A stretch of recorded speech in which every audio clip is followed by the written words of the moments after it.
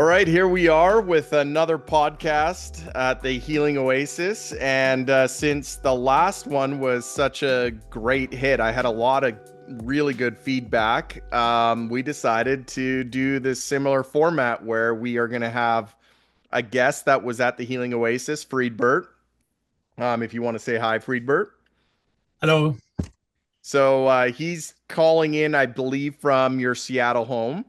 And then we have Dr. Caesar also, and he's calling in from Winnipeg. So does anyone want to guess which place has more snow? We don't have much more snow. That's the magic thing right now is that we're waiting for some more to get so that we can get out skiing. Yeah, it's been a crazy. We didn't get a lot. We normally have like 3 feet of snow here, and we don't have a lot either. So it's been a crazy year. Seattle probably doesn't have any, right? Do they? No, no snow, but we get it in liquid form. Right, liquid form. Yeah. Okay. So today this is going to be a good podcast because Friedbert, his story has to do with prostate cancer, and I know that that's a pretty common one out there. So I think that this will be a lot of value to people, and they can obviously share it with people that they know that might be going through a similar journey. So Friedbert, just to begin, why don't you share when you were first diagnosed, and then a little bit of your story, and then we'll talk about how you came to the Healing Oasis. Sure. Yeah, I'd love to. So this year, just to kind of set the record straight. So this year we actually was quite a crazy year for us. In end of May, we started out with a pretty major car accident that totaled our car, but both my wife and I were okay. And but it kind of started a whole slew of things for us. To begin with, yeah, it looked like I had kidney stones, which I wasn't aware of, but they got rattled loose from the accident, and that brought me to the urologist to kind of see what's going on, and I ended up having surgery on May 28th. But then, sort of like all in parallel, I also had a checkup which showed that my PSA had gone to a little over 4, about 4.5. And so my doctor sent me to the urologist to kind of get that checked out. And so the urologist recommended that we do a biopsy, which I had done on July 22nd. And then a week after, when I went to see the urologist, then that's when he revealed that it was prostate cancer. And, that basically was pretty big shock for me and my wife, Eleanor, because, we've, my brother passed away at 29 from colon cancer, and my dad passed away at 64 from multiple myeloma. So Right. cancer is a very widespread in my family. And, so just hearing the word was, kind of a pretty big shock. But between the biopsy and the appointment with the doctor, I had already started to read quite a bit about, I had this feeling that it was going to be cancer. And so I had started to read quite a bit about what that means, what all the side effects are and everything. And so when the urologist basically gave me 3 options, one which was surgery, the second one was radiation, and the third one was active surveillance. He also, like, the reason that I didn't have more options than that is because my prostate is pretty large. Okay. And so, it really kind of limited the number of treatments that were available to me. He didn't really actually want to talk about the active surveillance, but he kind of threw it in. And also when Now, can I just ask you, Friedbert, for the active surveillance, Was that still your PSA score was still at like 4.5, or um had you also tested it again and it was higher? Like what stage did it go Yeah, higher? that's a great question. Yeah, so when I had my checkup, it was at 4.5. And Okay. then when I went to see the urologist about months later, it had gone up to 7.8. Okay. And so, that was a really big jump. And so that's where, the urologist recommended those actions. Right. So, but when he gave me the options, I really did not, because of all the reading I had done about the side effects, I really did not like the surgery or the radiation option. And so I said to him that I really wanted to go with active surveillance. And just to talk about the active surveillance basically means measure the PSA every 4 months, and then every year do another MRI and biopsy and see whether the cancer has progressed or not. Right. And And so, yeah, and so what then, can I just ask you, what is the do they when they tell you this, because there's a lot of people that are going to be going through a similar situation as you, just to describe your feelings, because you're obviously when you get a diagnosis of cancer, you're scared. So you have this like idea, I should just cut it out. I'm sure that crossed your mind. So this active surveillance, what gave you the courage to even consider that? yeah, so it was a number of things really. So one, which was that I had already before my meeting, even with urologist the first time, I had already talked to at least three people that had prostate cancer and had gotten their prostate removed. Right. And, so I had talks with them about, the effects and what it was like afterwards. And I just, could not see that as an option because of all the issues that they were facing. Every one of them that I talked to, and I've talked to a number of other people since then, Right. and everyone has, either like the sex drive is gone, or there's no erection, or they have leakage, or they just have a lot of problems. And so that was something that I just wasn't willing to um, consider, just being 65 years old. Um, but also, I just felt like there had to be other options that, I wasn't being given. And so I wanted to, what I said is, I want to do the active surveillance just to be able to do more research and see what's available out there. And then, I can reevaluate if need be, Right. so that, the surgery or radiation to me was the last option rather than the first option. Right. That makes And, sense. yeah. And so then, basically then what was interesting is that the urologist in his report wrote down, Mr. and Mrs. Wall asked lots of questions. And, so I think he had a feeling that, we were looking for alternatives as well.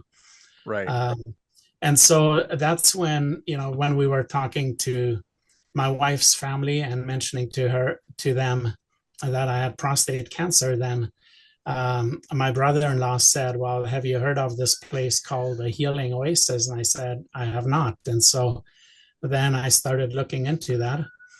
And, as I started reading about it, I had already read some other things about the different types of naturopathic treatments.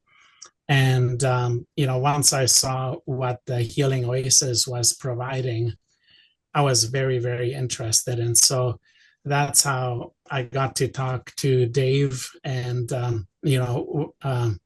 once I talked to Dave, I just felt really at peace that I needed to come to the Healing Oasis and, to go through the 3-week program. And then when I did the intake call with Dr. Caesar, I think that just kind of was the final thing that gave me the confidence to say this is the right thing to do. Right. Now, maybe I'll ask, and by the way, I just want to make sure this is working. When I'm talking, guys, are you seeing me come up there full, like is it working properly? Yes. Yep. Yeah. Okay, cool. Um, so let me ask Dr. Caesar, from your perspective, you get the intake call with Friedbert, his PSA levels are high. What were you thinking? I mean, you probably see this a lot, so I just want to hear what you're thinking at this stage when he does the intake call. Yeah, we see patients of all stages, right? One, two, three, four. And this was an early stage of cancer. And active surveillance is a place where this traditional cancer care steps back and says, okay, we're just going to watch. And it's a great opportunity to do some naturopathic care during that time. Every time that during down the line of stage one, two, three, and four, it's a great time. This is a unique time, so you need someone with experience, like I have, to treat patients because it's a very different. It's a different approach to take care of this at this very early stage to make sure that the PSA doesn't rise again and again and again. Because when the trajectory is going like that on the PSA, it tends to just increase and increase and increase.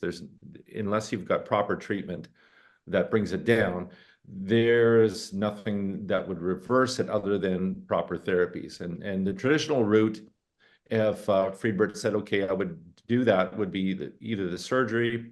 They could also do some what's called androgen deprivation therapy, which is just to bring down the testosterone enough that you've got the PSA that does not go up. When the testosterone goes down, the PSA tends to come down as well. So these androgen deprivation therapies as well, they hadn't offered it, but that's a standard treatment. And many patients with prostate cancer are watching this now would say, okay, I understand that because they're taking it. And also the radiation therapy, which does have its side effects. So we just had a patient, in fact, just last week, who had bladder cancer as a result of his radiation done to his prostate. And so there's always kinds of Right. risks associated with each of the therapies, whether it's the surgery and you have the side effects there, the radiation and the side effects there. The nice thing about the naturopathic is that there doesn't tend to be really, really extreme side effects, hardly at all. Right. So let me ask you, Dr. Caesar, why, if somebody gets prostate cancer, because my father-in-law just went through this and he got the surgery, and it's a pretty, I mean, obviously they do these surgeries a lot, but you're removing an entire part of your body. And like Friedbert said, that's a pretty big deal, especially for a man, knowing what it can cause. So my question to you, Dr. Caesar, is most people, if they catch it about the same stage as Friedbert or whatever, is there any reason they can't just do this surveillance and try to do natural methods to do what Friedbert did and try to see if it comes down? Is there any reason most people can't do that? It's really up to the patient. The patient really drives it at that point, what they want to do.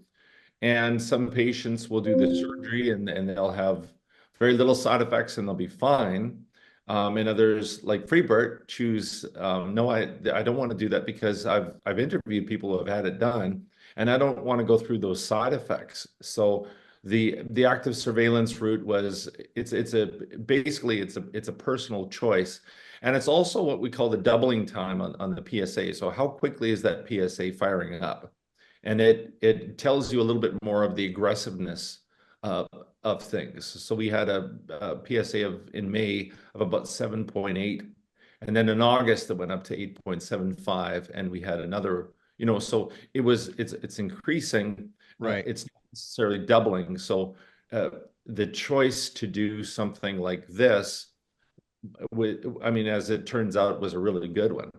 And Friedbert, did they ever scare you saying that if you wait and do the surveillance that it could metastasize? Was that ever a conversation that came up? That was a conversation that did come up, and also a conversation with some of the people that I talked to that chose to do the surgery, that, that's what caused them to say, just remove it, because I don't want to live knowing that I have cancer. Right.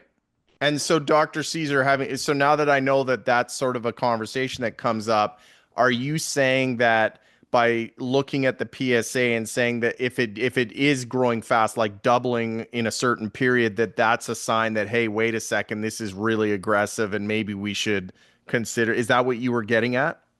And that's a conversation I would have had with Friedbert. If so, every case is different, and this is why it's important not to take it on yourself. You need someone with lots of experience with hundreds of cases to know how to move ahead because everyone is different. In Friedbert's case, he made a notion that, they've offered me, kind of just to watch the PSA numbers and not do any treatments yet. And with what was happening with the PSA numbers, it looked like it was very reasonable approach to handle it with using natural treatments and monitoring it as we went along. Right. Okay, that makes sense. And of course, yeah, we have to be very careful here because obviously, as Dr. Caesar's pointed out, everybody's situation is different. And that's why, being able to talk to somebody and have an intake call with Dr. Caesar, who's very knowledgeable and experienced, can help you. But I just think it's super important. And Friedbert, maybe I'll ask you this. How great was it getting Dr. Caesar's input at that stage after you received your oncologist or urologist input? How important was it to hear from somebody like Dr. Caesar? Yeah, to me, that was a really, really important part of the journey, because I think it was, just based on the questions that Dr. Caesar asked me, many things that I hadn't really even thought about, was just like a real comfort, knowing that, okay, this is someone that really knows what he's talking about, and I really feel comfortable with being put in his care, because my first inclination, really, after getting the prognosis, was to start read a lot of things, and it's like, oh, okay, this is really good, I should start taking this, or I should start taking this. And but it's really kind of like the shotgun approach that may or may not be good. And talking with Dr. Caesar was the first time where I'm like, oh wow, like this is that holistic approach where now I actually feel like this makes sense, right? Whereas before I'm like, I don't know, I just feel like I'm shooting in the dark. Right. Okay, well, that makes sense. Okay, so you do an intake call with Dr. Caesar. It goes well. You decide to come to the Healing Oasis with your wife. And so maybe give us an idea of what the experience was coming to the Healing Oasis so that people get an idea. Because at this stage, just so we're clear, you hadn't done any treatments at all. This was basically the first thing that you did. That's right. Yeah. Yeah. So I think coming, or, making the decision to come, I think, was the easy part. At least that's what I felt like. But then coming there, I think there was a lot of, I would say, nervousness, as far as, knowing that that I was going to pretty well disconnect from life, more or less, for 3 weeks. Disconnect from work, disconnect from family, just to be there and be able to just focus on getting well. And but it was really interesting, because we had the luxury of being able to drive there, so we didn't have to fly. And so driving there, we are Canadian, even though we live down in the US. It was all pretty familiar, because we've spent a lot of time in the Okanagan. And but it was a real sense of just the closer we got, of like this peace just going this is the right thing, and we really were hopeful. And so, and then getting there, I mean, it was pretty amazing, and I can certainly talk about the experience there as well. Yeah, why don't you share maybe with people a little bit? You were in, if I remember, Bear Cabin, which was just off the lake there. So maybe describe to people sort of what it was like, you and your wife being there. Yeah, so the Bear Cabin, it's a pretty rustic cabin, and the at night it gets cool, and so we had to build our own fire in the stove to keep warm, which really was actually pretty therapeutic. And also just being in the cabin, going to the treatments and to eat. The you know Many people have talked about that hill, that what it takes to get there, and I tell you, I walked up that hill, at least three, sometimes 4 or 5 times a day. Right. And I have to say that I thought at the beginning, I thought, okay, by the time I've been here for 3 weeks, it's gonna get easier. But it really didn't get much easier. But the thing I did notice was that by the end of the 3 weeks, the recovery time when I got to the top of the hill was way, way, way shorter. So Yeah. so I think I started getting better. But I think really the things that for me were like the key things that I experienced and that I learned at the Oasis was, the food was really amazing, first of all, but also being able to have my wife there and being able to learn how to cook and how to do some of these recipes that she has been doing many of them since then, was really a pretty key part of it, because it really was a pretty big change of lifestyle for us. Now, if I So remember correctly, Friedbert, you were on the Dr. Caesar recommended to you the ketogenic diet, if I remember correctly, and that's correct. the chef was showing you how to cook. You were eating the ketogenic diet, and he was showing you basically how to do it, which turns out is still incredibly nutrition, lots of nutrition. The way if you do it properly. I just want to maybe cut in there and ask Dr. Caesar. Dr. Caesar, tell us a little bit about the ketogenic diet and why you recommended that to Friedbert. Yeah, so I have a dialogue with all my cancer patients just to see what their preference is. Where are they? Because there's no magic diet, let's put it that way, for cancer. There's no cancer diet that kills cancer. There's no cancer diet that shrinks tumors. But it's an underlying support to everything on top of it. So if you're taking care of it with your diet and you're eating, as it turns out, the keto diet has many, many vegetables and the components to it that are anti-cancer as well. For instance, the broccoli, the cauliflower, the Brussels sprouts, all these are parts of the keto diet, and as well as the anti-cancer diet. So these have all been studied to show that they have an anti-cancer effect. So as it turns out, if I remember correctly, Freebert, you lost some weight on this one, right? How much have you lost on the keto diet? Yeah, I've lost 27 pounds since I guess about 3 months ago. Mhm.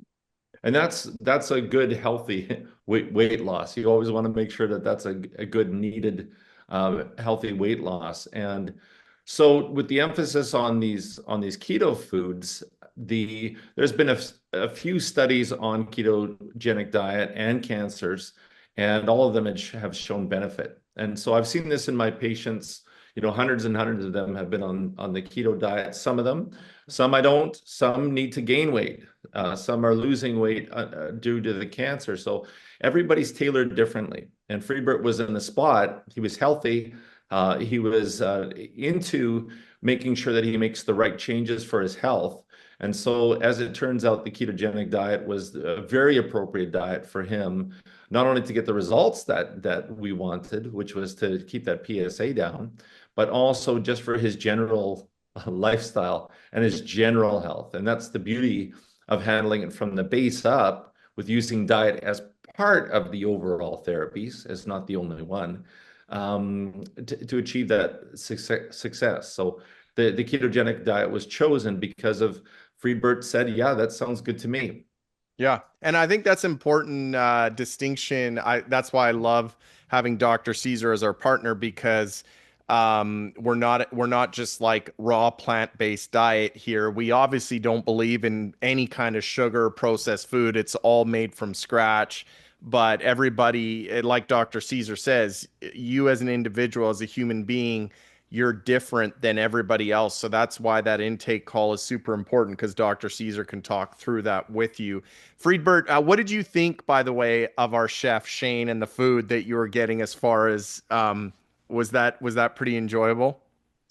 It was, yeah. I mean, I was really impressed with Shane, both, I mean, personally, but also professionally. And honestly, I didn't think that some of the foods could taste as good as they did, with this diet. And even the fact that, he treated us with, I don't know, like waffles, on Friday and things like that was pretty amazing. And Yeah. so, and I have to say that even since we've been home, like especially at Thanksgiving, one of my favorite things is chocolate pie. And so my wife actually did a lot of research and she figured out how to make a chocolate pie for me that I could eat. And it actually was really quite amazing.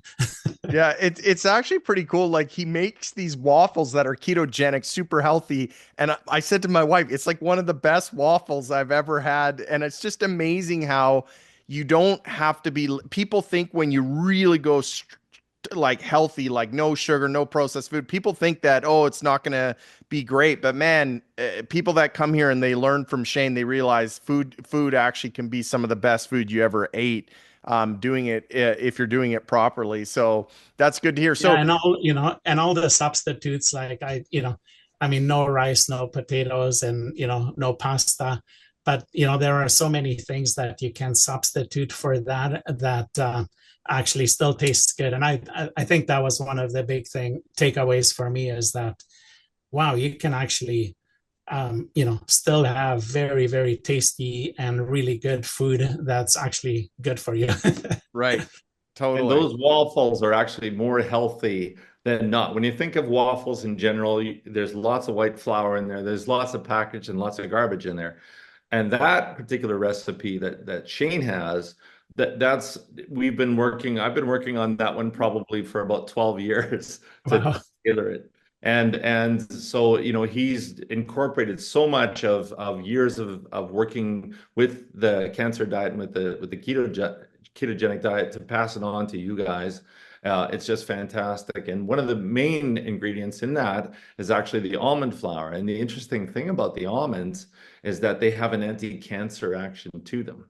So all of the tree nuts do. And so I like to say to patients, hey, this food is more healthy than not. When you look at a waffle, you think sometimes, oh, okay, I'll indulge because I like the taste, but it's not the healthiest thing. However, when you change the ingredients in there, you can have something that's more healthy than it isn't. Mhm. Yeah. Yeah, it's pretty cool. So Friedbert, you you were getting treatments Monday to Friday, and of course, again, I'm going to say to everybody watching that your protocol specific to you. That's again something Dr. Caesar does. He always sets up protocol specific to people. So this is not a show where people need to think they're going to copy what you do because they definitely need medical advice based on their condition. But just give me an idea if you remember, like, did you do the hyperthermia machine? I did, yeah. Okay. So I did, Monday to Friday, I did every day had an intravenous part of it that consisted of different types of treatments. And I was always very curious. So I asked lots of questions. And, so it was interesting to me how, you know, each intravenous was paired specifically to the type of treatment I was getting. So I think the first week I had the hyperthermia treatment on Tuesday and Thursday, and then I had the PEMF on Monday, Wednesday, and Friday. And then, you know, every day I had the intravenous. And then the next week, then it switched. So I had the hyperthermia 3 times that week, and then 2 times for the PEMF. Got it. And did you ever use the infrared sauna as well? I did. I used that.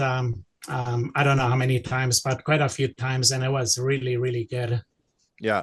Okay. So you were doing treatments Monday to Friday based on Dr. Caesar, what he prescribed, that the nurse was obviously following his orders on those treatments.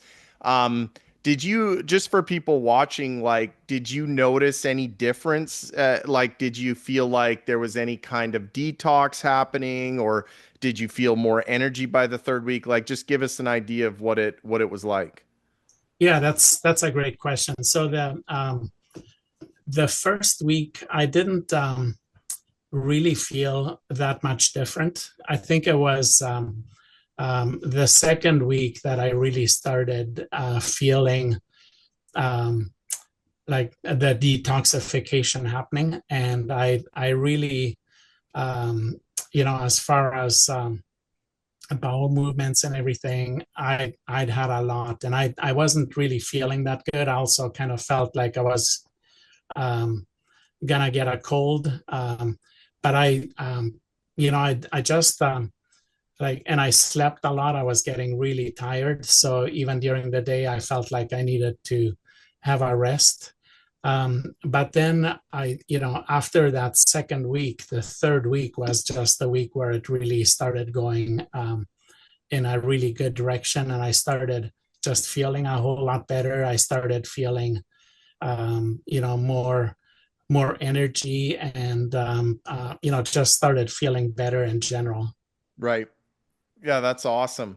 Um, so how important was it? Like, how important do you think it is to your healing? And we're going to get into showing, because Friedbert gave us permission. We're actually going to show his PSA scores that Dr. Caesar was talking about, and then we're actually going to show the most recent, which everybody's in for a surprise because I think it's pretty cool. But do you really feel like Friedbert, this holistic approach was, because I know Dr. Caesar's a big fan of not just the treatments, but also telling his patients about the holistic approach to cancer. So, like he said earlier, the diet is like the foundation, and then you build off of that in your lifestyle, reducing stress, being out, breathing really good air, you know, sunlight, walking outside, being in the forest. Like, how much do you think that just played a role, the whole holistic thing? Not, you know, obviously some people want to single out just treatments or just food, or, but how important do you think it is doing it all together?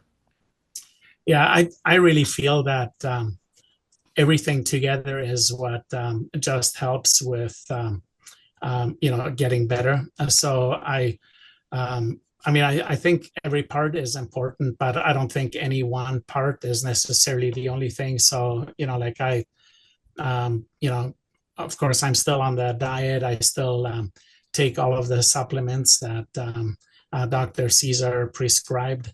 I really have focused a lot on trying to be sensitive to stressful situations and how to just kind of, you know, de-stress.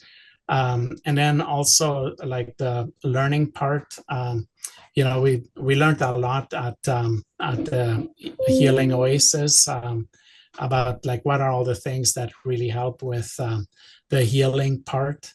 And so, you know, of course, my faith is a very key part of that, and prayer, and being able to just trust that you know, this journey that we're on is you know, is not, we're not on our own, and that God is with us. So it really helps to do all of that. But I do think that it's like a whole, that all of that together is really what plays a big part in it. Awesome. Well, that is great. So what we're going to do is dive into now because I think a lot of people want to know, okay, so you go away for 3 weeks, your PSA is at, 8 point whatever, 4, whatever it is. They're saying, hey, you can do surgery, radiation. And you decide, hey, I'm gonna monitor it. I'm gonna go and see what happens after 3 weeks of just holistic approach to healing. And then you come back and surprise, surprise, your PSA is basically the same or higher when you first test it, when you first get back. So just talk us through that. Yeah, so I really didn't know what to expect going to my urologist. So I went a little bit over a week later after returning from the Healing Oasis. I went and got my PSA measured, and it had gone up to 8.5. So I had our treatments from September 15th to October 5th. Can you see this, So, by the way, Friedbert, as you're talking? yes, Okay, yeah. yeah, yeah. So before like in May was when my PSA had gone up to 7.8, and so Dr. Caesar had already told me that most likely the PSA would be the same or a little higher after the treatments. So I was kind of prepared for that. And so when I went to see the urologist, that had gone up to 8.5.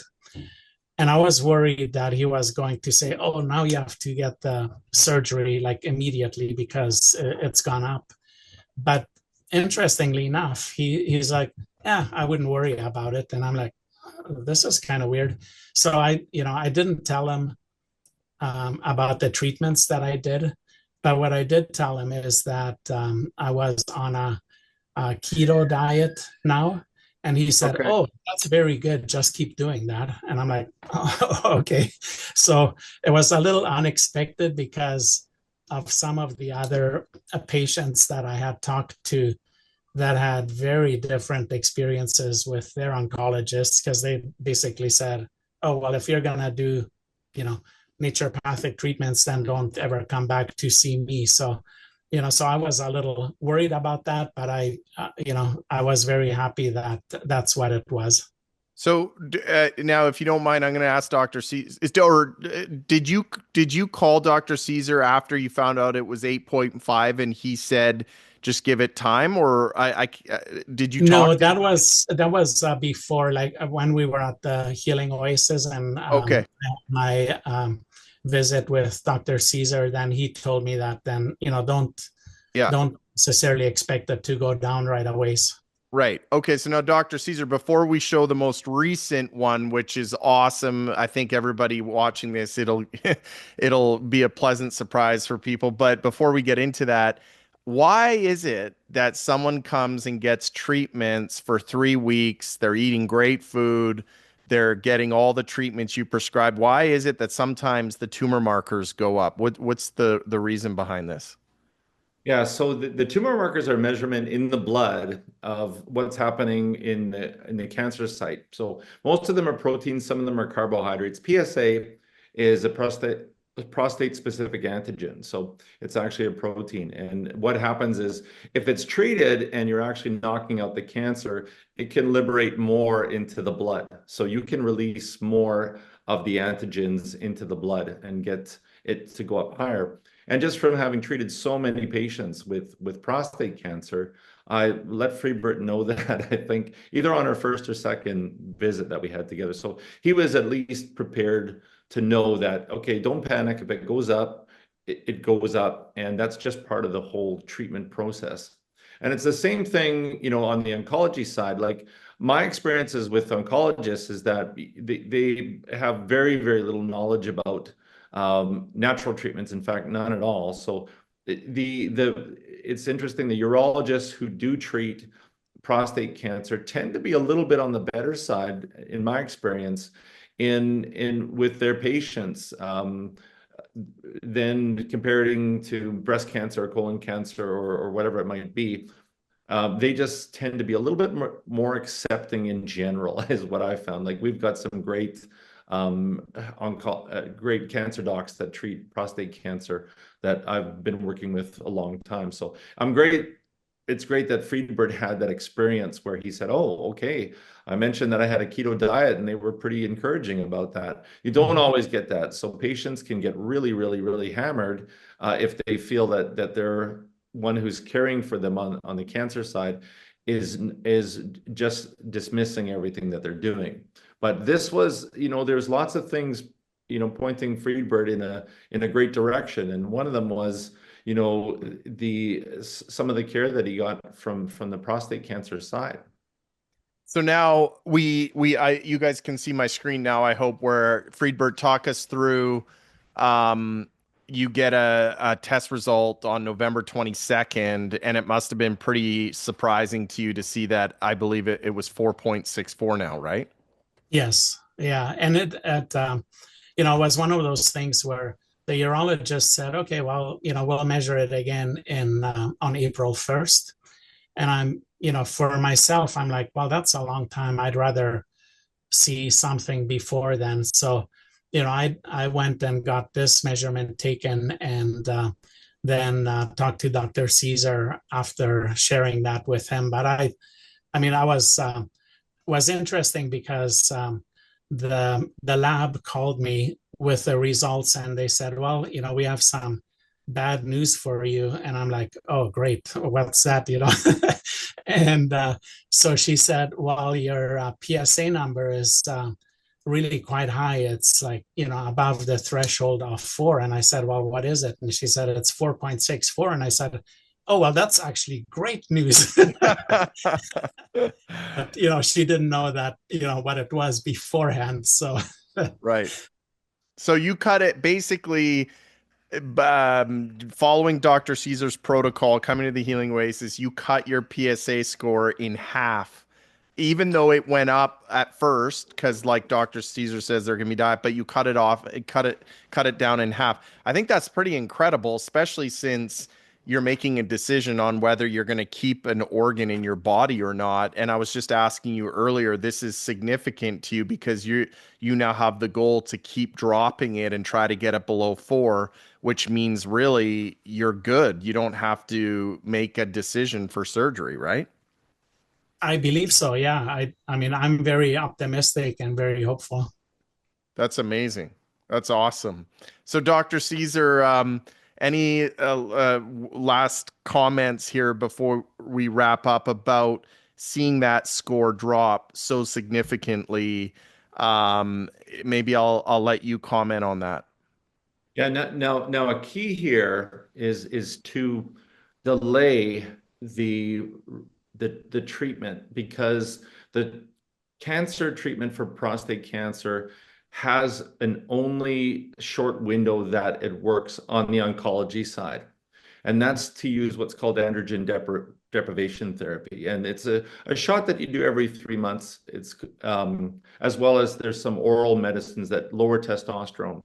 However, those treatments have there's a short window, maybe it's 2 years. We want to delay that as much as possible. We want to keep this PSA down, down, down, down for as long as possible, naturopathically, in order that we avoid even having to enter into using any of the drugs.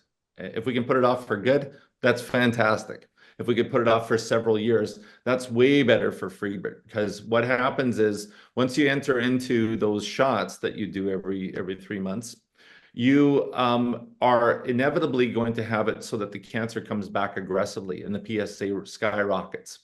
And so delaying it and monitoring it and using the natural therapies is such a great therapy for a number of different reasons. And that's one that's not that well known, is that the shelf life of your effective treatments, once you move into the oncology side, has a margin to it. It doesn't work after a certain amount of time, and then the cancer progresses. So we don't want to even go there. Right. Okay, well that's awesome. And Friedbert, how did your wife feel about the whole experience? I mean, now that you're got these results and just going through this whole thing, how does she feel? Yeah, I mean, she feels really good. Also feels very optimistic, and I have to say sticking to the very strict diet, and for her, doing all the cooking. It's been a lot of work, but obviously, very worthwhile. But it really is a lifestyle change that is not only about food, but also trying to um, make other decisions as far as, well, okay, if we're gonna fly to India, how would I handle that?